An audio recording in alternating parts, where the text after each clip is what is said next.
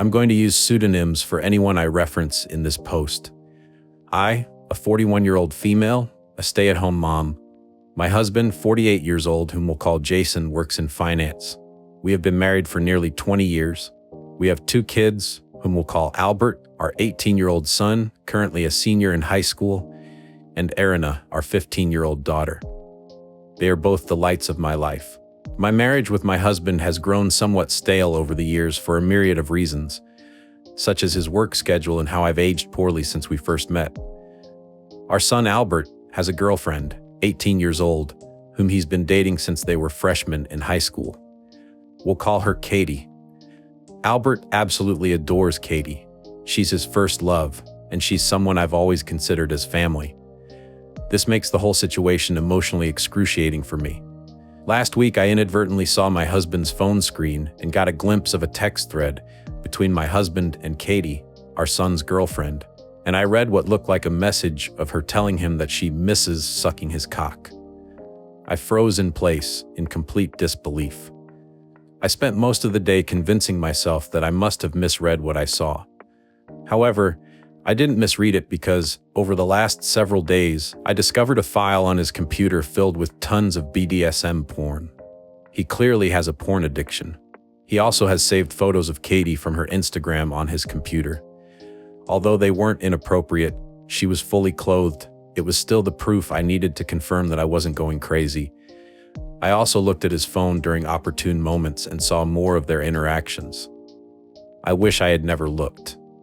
They were filled with mean, horrible things said at my expense, with him constantly comparing me to her.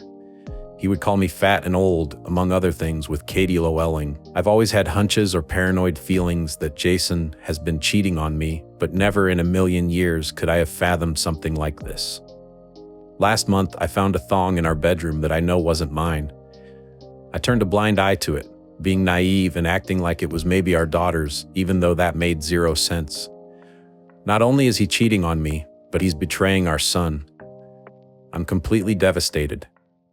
I don't even think words can adequately describe the dread, anger, shock I feel right now. I'm totally overwhelmed on how to handle this, because obviously action needs to be taken, but I'm terrified of what kind of psychic blow this will be for my son. I have no idea how to even broach this completely freaked up topic with him. I wouldn't wish this predicament on my worst enemy. I can't even believe I married this scumbag in the first place.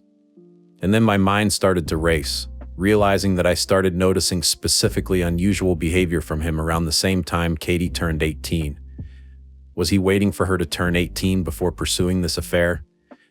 There's so many layers to all of this, and I'm completely paralyzed with fear and dread about it all. None of it makes any freaking sense. How did this happen? Am I that much of a stupid idiot that I let all of this happen under my watch? Albert adores Katie, and the thought of revealing this sickening truth to him terrifies me. The impact on his young heart and mind could be devastating. My heart aches for Albert and Erina, who are completely innocent bystanders. I haven't confronted my husband about this because I'm frankly scared of the domino effect. I don't know who to turn to first about this. I share my story not for sympathy, but in search of understanding and perhaps advice from those who might have had to grapple with deep betrayal. Update: I am divorcing my husband. I told my kids and I spoke with Katie's mom. My brother connected me to a very tough junkyard dog type lawyer. I saved screenshots of all his conversations with Katie. I was only able to get the last 3 months from iCloud. The conversations were mostly flirty and dirty talk. It was hard to stomach, completely sleazy, and I saw several negative things said about me. His call history showed he talks with her for hours pretty consistently. He uses dating apps. I took screenshots of his profiles and all of the active chats he has with his matches. It's very clear he uses a filter to seek out girls who are from 18 to 22 or so. I copied all of his files from the computer. He goes on dirty chat rooms and forums, and he spends a ton of money on OnlyFans. I rummaged through every possible hiding spot I could think of in the house. He had various toys, blindfolds, cuffs, lubricants, etc. He also had different outfits which looked kind of like a girl's Catholic school uniform and a French maid type outfit too. I picked up Albert and Erina from school, and we all drove to my brother's. They were able to sense something was awry when I picked them up. I delicately told them the entire situation, and I broke down crying. Erina had the most anger, even more than Albert. I met with Katie's mother and told her everything. She confiscated Katie's phone and gave me the entire chat log. It only dated back 3 months, like on my husband's cloud, almost as if they both deleted the messages at the same time. She told me Katie sobbed when confronted. Katie basically told her mother that she will never understand and that she and him are in love. I don't want to get into too many details with what else she was saying, but suffice to say, it's very easy to assume that my husband slowly and methodically became a sage-like figure in her life, making her feel she could rely on him, and he took advantage of the fact that she came from a broken home. Katie is also nonstop insistent that their friendship only became romantic, physical recently, and before that, she said he was more of a friend and mentor. I confronted Jason over Zoom. The look on his face was scary. He became red and looked so sweaty. He had anger and panic in his eyes. His tone of voice was very defensive and frightening. He kept yelling the word context over and over again, and none of that happened. He was unable to speak without constant stutters and intensity. Nothing really made any sense to me. I refused to tell him where I was, and he said I had no right to take his kids away from him, and then he abruptly left the Zoom. My lawyer is filing for temporary sole custody of Erina and a restraining order. Erina is still the most angry. She's totally furious with her dad and Katie, justifiably so, of course. Erina is recollecting moments in time she watched her dad interact with her friends, and she's in knots about it. Albert is very clearly hurting, but he's so strong and very level-headed. He wants to see a therapist. The maturity my kids are showing makes me proud. They don't deserve this at all. We made the authorities aware of everything. I plan on being completely unforgiving and ruthless in this divorce. I'm reflecting on how I've been treated and how it's made me a shell of myself, and how I've had a very negative opinion of myself because of him over the last 20 years. I don't want to let this scumbag get away with it. I want to reinvent myself and move on stronger than ever. Second update. Divorcing my husband who cheated on me with our son's 18-year-old girlfriend. Update on Katie, Albert, and Erina.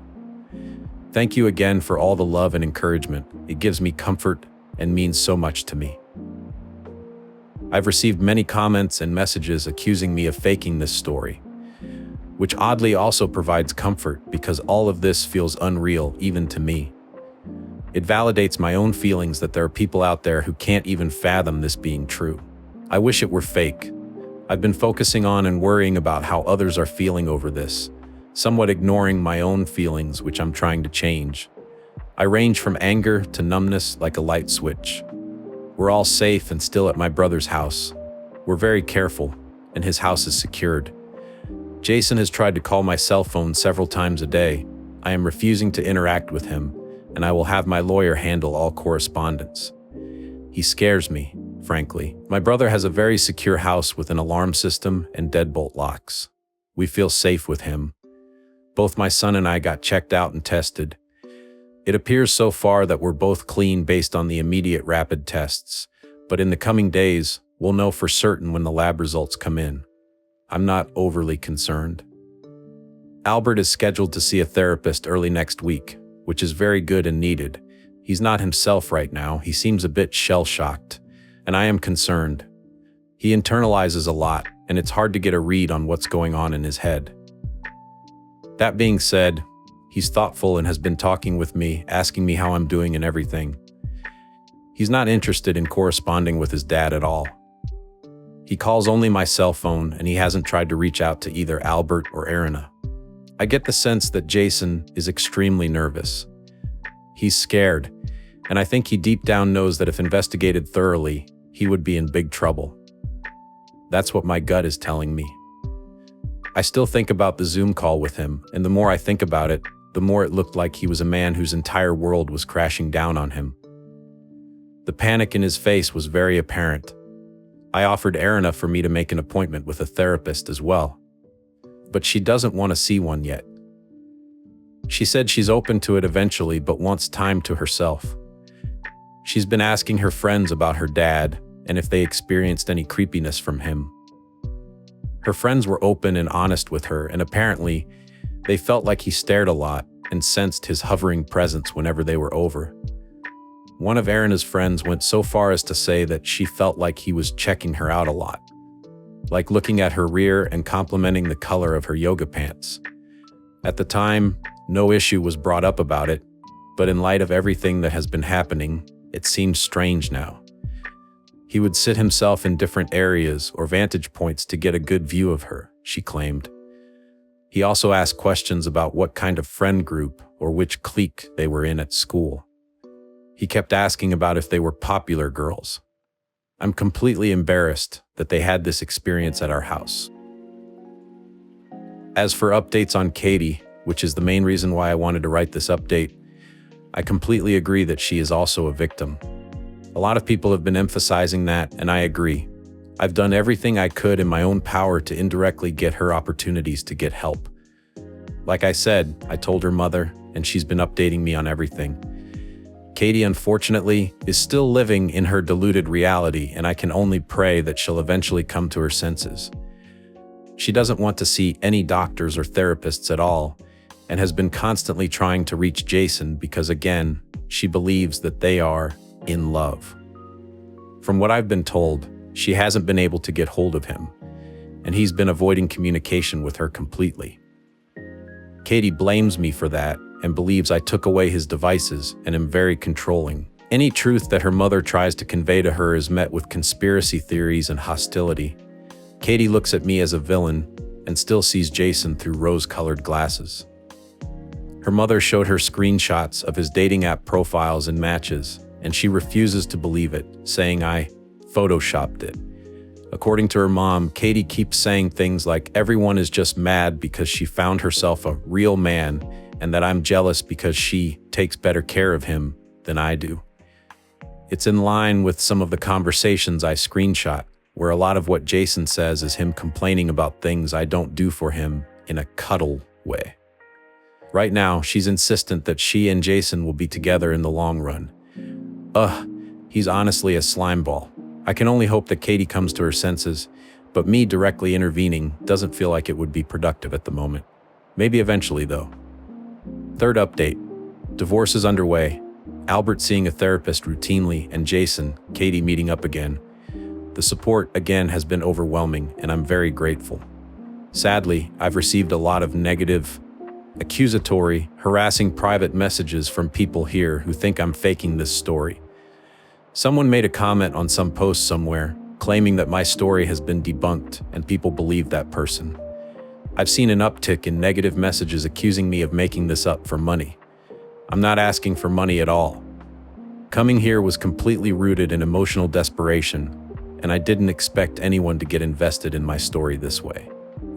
But again, I'm not looking for anything out of this. I have no reason to lie. I'm not gaining anything from this. If you don't believe me, that's fine. I don't care. But the only thing I ask is to not cross the line and start sending me private messages that are mean-spirited or accusatory. The only reason I'm continuing to post is because of those of you who've sent me love here, and the support really lifted my spirits. As for the divorce, it's very much underway. I'm not going to get into the specifics of it all because it's ongoing, and I want to make sure everything is going to go smoothly.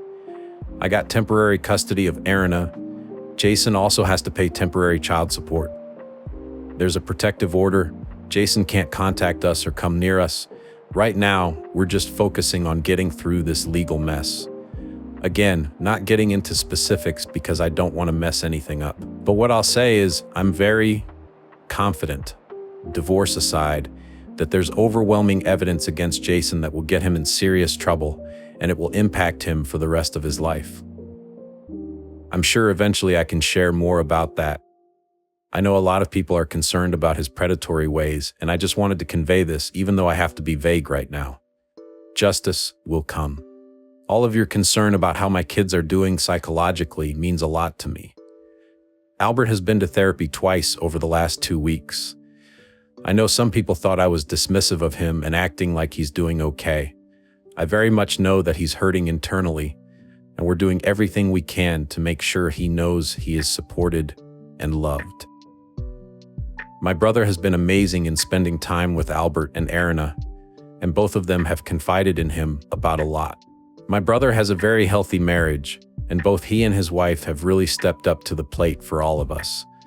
Erina has not seen a therapist yet, but she promises that she will be open to seeing one soon. Her anger has mostly turned into sadness, I noticed, and I hope I can get her to see a therapist soon. Her friends have played a key role in this whole thing, and that's something that Erina has been grappling with as well. I know a lot of people are invested in the well-being of Katie as well. There were a lot of questions about whether Albert and Katie would still see each other at school. It sounded like they go to the same school, but they do not.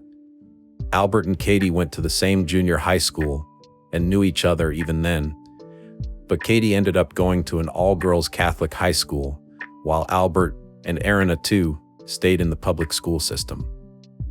We all lived in the same town, and over the summer heading into freshman year is when they were getting to know each other and when they started dating. I wish I had a better Katie update, but it's gotten a lot worse since the last update. Jason has actually been seeing Katie, despite her mother trying to force her not to see him. She tells me that Katie says she's 18 and an adult, and she can do what she wants. Her mother is in a precarious spot because if she kicks Katie out of the house for defying her, something that she has threatened to do, which I think is a mistake, she would just run to Jason permanently. The time she spends with Jason has increased over the last week, despite the fact that Jason initially ghosted her when all of this first hit the fan. There were some days where Katie would just be gone for hours on end. There's only so much I could do with the Katie situation, but again, I do believe things will turn around soon with that, given what I know about Jason and what's to come. I can only pray that Katie can get help and guidance when more shit hits the fan. I'm doing everything I can with my own kids and my own mental health, and Katie's mom knows she has my support, and that's all I could really provide.